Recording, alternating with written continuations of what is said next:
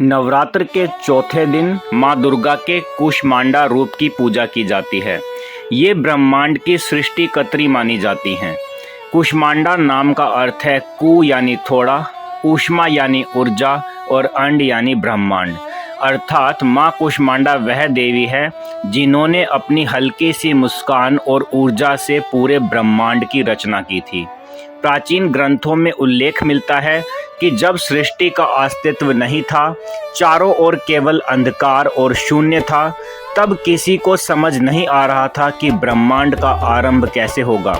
उसी समय आदि शक्ति ने अपने तेज और दिव्य प्रकाश से अंधकार को भेद दिया और मुस्कुराते हुए उन्होंने सृष्टि की रचना की।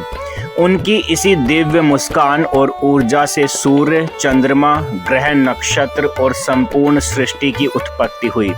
इसी कारण उन्हें सृष्टि की आदि देवता और ब्रह्मांड जननी कहा जाता है। माँ कूष्मांडा अष्टभुजाधारी हैं, इसलिए उन्हें अष्टभुजा देवी भी कहा जाता है। उनके आठों हाथों में धनुष, बाण, कमंडल, अमृत कलश, चक्र, गदा, कमल और जपमाला सुशोभित रहते हैं। वे सिंह पर सवार होती हैं और उनके मुख से अनंत तेज प्रकट होता है। माता के हाथ में अमृत से भरा कलश जीवन और स्वास्थ्य का प्रतीक है। जपमाला से वे सिद्धि और ज्ञान प्रदान करती हैं। नवरात्र के चौथे दिन श्रद्धालु माता कूष्मांडा की पूजा करते हैं। उनकी उपासना से आयु, आरोग्य, सुख और समृद्धि की प्राप्ति होती है। मान्यता है कि उनकी कृपा से भक्त के भीतर से नकारात्मकता और रोगों का नाश होता है। साथ ही साधक को अद्भुत तेज, ओज और सफलता प्राप्त होती है। जो लोग ऊर्जा की कमी या मानसिक तनाव से पीड़ित रहते हैं, उन्हें माँ कूष्मांडा की पूजा विशेष रूप से करनी चाहिए।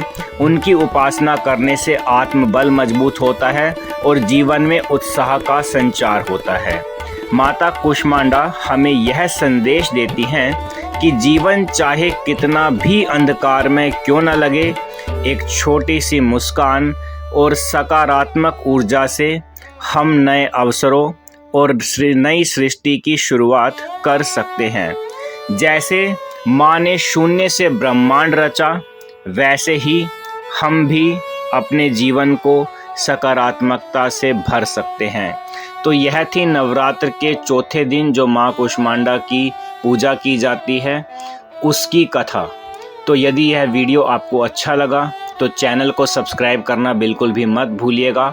बाकी के जो नवरात्रे हैं उनकी कथा भी मैंने इस चैनल पर अपलोड की हुई है, आप वीडियोज़ में जा कर के देख सकते हैं। और मैं कोशिश करूंगा कि डिस्क्रिप्शन में बाकी के जो नवरात्रों की कथा है उनका लिंक आपको प्रोवाइड करूं। जय माता दी दोस्तों।